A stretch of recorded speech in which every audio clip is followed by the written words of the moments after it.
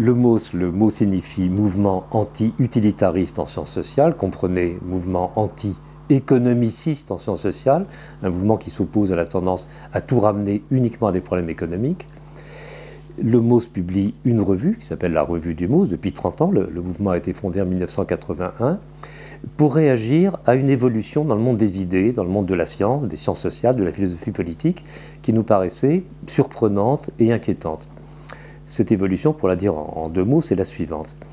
Là où pendant 2 siècles, les économistes avaient pensé que leur modèle explicatif de l'action humaine, le modèle de l'homo economicus, l'idée que ce qui agite les hommes, c'est le souci de maximiser leur profit personnel, là où les économistes avaient pensé que leur modèle suffisait à expliquer ce qui se passait sur le marché des biens et services, mais que pour le reste, ils s'en remettaient aux psychologues, aux sociologues, aux historiens, aux philosophes, à partir des années 70, ils ont commencé à dire mais finalement, notre modèle a une vérité universelle, une validité universelle. Et curieusement, presque toutes les sciences sociales leur ont donné raison. La sociologie est devenue individualiste méthodologique, soit version libérale Raymond Boudon, soit version néo-marxiste Pierre Bourdieu. La philosophie politique, le grand livre de philosophie politique de la fin du XXe siècle, c'est La théorie de la justice de John Rawls, qui pose la question comment est-ce qu'on va fabriquer une société juste en faisant le postulat que les hommes ne sont que des hommes économiques. Bien. Donc l'image du sujet humain qui émerge à partir des années 1970-1980, c'est l'image qui veut que nous ne soyons seulement des calculateurs économiques soucieux de maximiser nos richesses. Cette image est fausse, elle est dangereuse.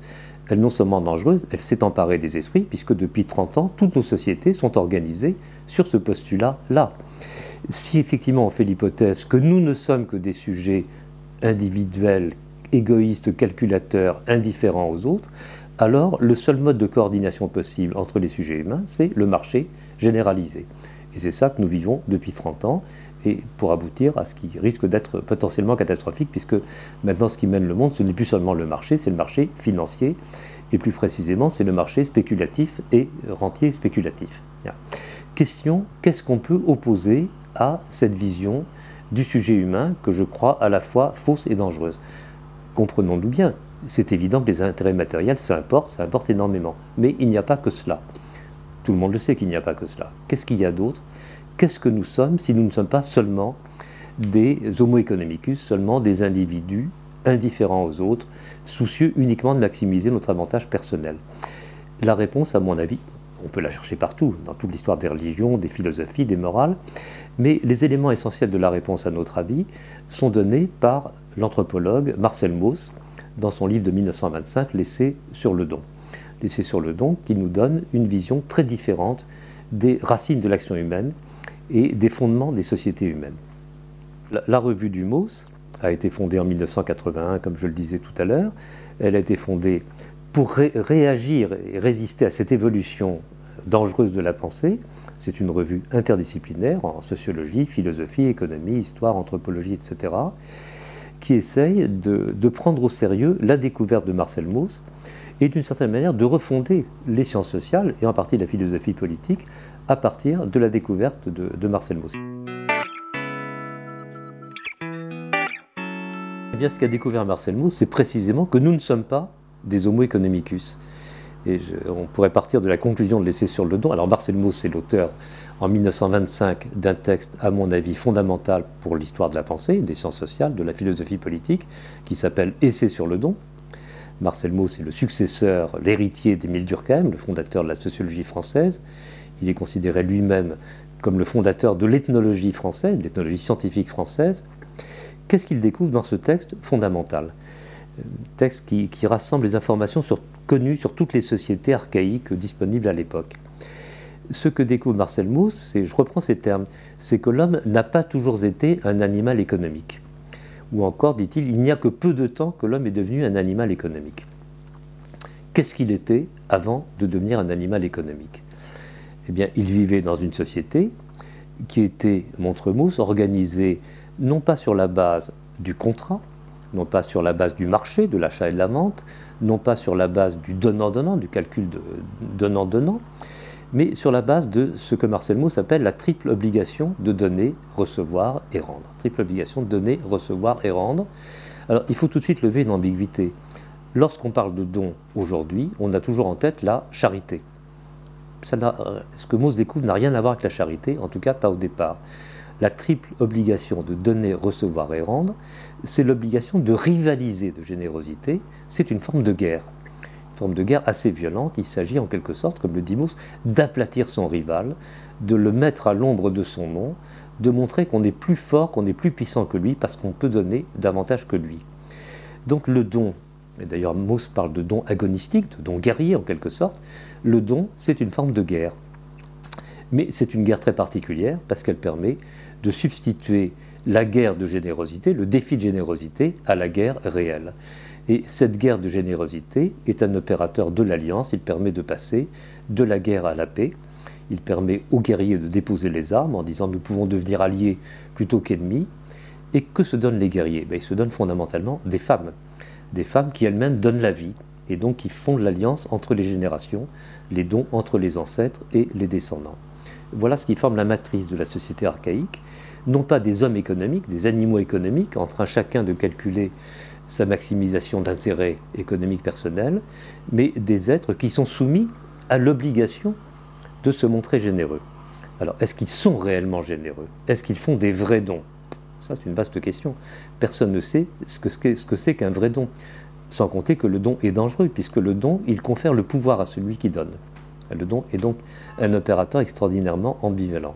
Mais en tout cas, c'est lui qui fabrique la société archaïque. On pourrait dire que le don est l'opérateur politique des sociétés anciennes. Il est en quelque sorte le quasi-contrat originel. Alors la question maintenant, c'est qu'est-ce qu'on peut faire de cette découverte de Marcel Mauss, que je ne détaille pas davantage, si on veut l'appliquer au monde contemporain. On a découvert en quelque sorte la formule de la société première, la formule de la société archaïque. Qu'est-ce qu'il en est aujourd'hui ?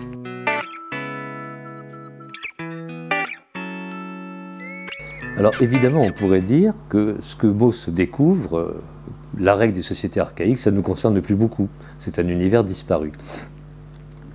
C'est une impression qui est fausse et on s'en aperçoit si on prend conscience que nous vivons tous dans deux types de rapports sociaux très différents, entre lesquels nous basculons sans arrêt, sans nous en rendre compte.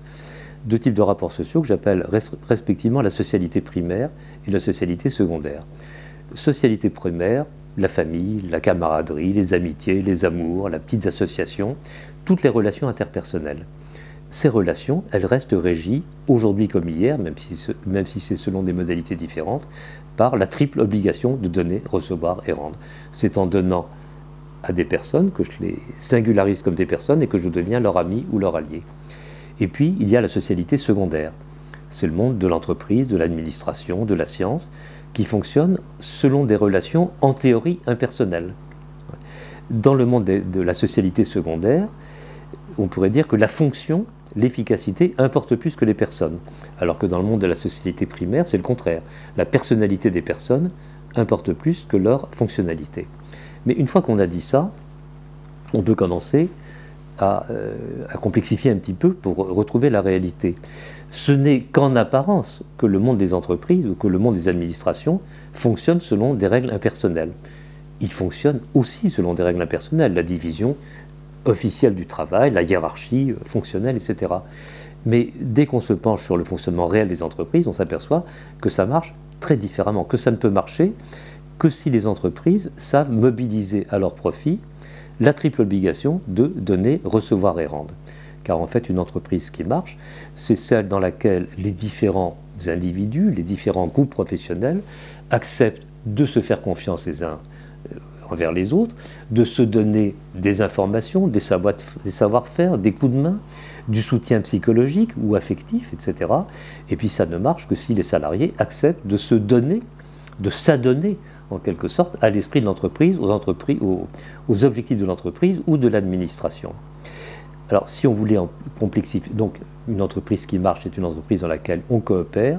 Une entreprise dans laquelle on coopère, c'est une entreprise dans laquelle s'entrecroisent de multiples relations de don contre don, soit horizontales, soit verticales, avec les supérieurs. Si on voulait, à partir de cela, complexifier encore un petit peu, on s'apercevrait qu'il faut ajouter un temps supplémentaire au moteur à 3 temps qu'avait dégagé Marcel Mauss dans la relation humaine. Donner, recevoir et rendre. il n'y a pas que le donner, recevoir et rendre. Pour que la chose se mette en branle, il faut ajouter le moment de la demande. Ce n'est que si on sait quelle est la demande formulée par les autres que l'on peut donner véritablement. Sans ça, le don reste abstrait, formel, etc. Et puis, pour complexifier encore un petit peu le schéma, et qu'il ait l'air moins idyllique que ce que je raconte, il faut bien comprendre que le cycle du demander, donner, recevoir et rendre ne fonctionne que rapporté à son cycle contraire dans lequel on peut à tout moment rebasculer. Le cycle au contraire, c'est quoi? C'est ignorer, non pas demander, mais ignorer. J'ignore les autres. Je ne leur demande rien, je les ignore. C'est ignorer, prendre, refuser, garder. Une entreprise qui marche mal, c'est une entreprise dans laquelle les différents services, les différents groupes, les différentes personnes restent cantonnés dans la logique du ignorer, je m'en fous, c'est pas mon affaire, ignorer, prendre, refuser, garder, au lieu de basculer dans le cycle du demander, donner, recevoir, rendre. Et une bonne gestion, c'est celle qui sait faire accéder les salariés ou les fonctionnaires à la logique et à l'esprit du don.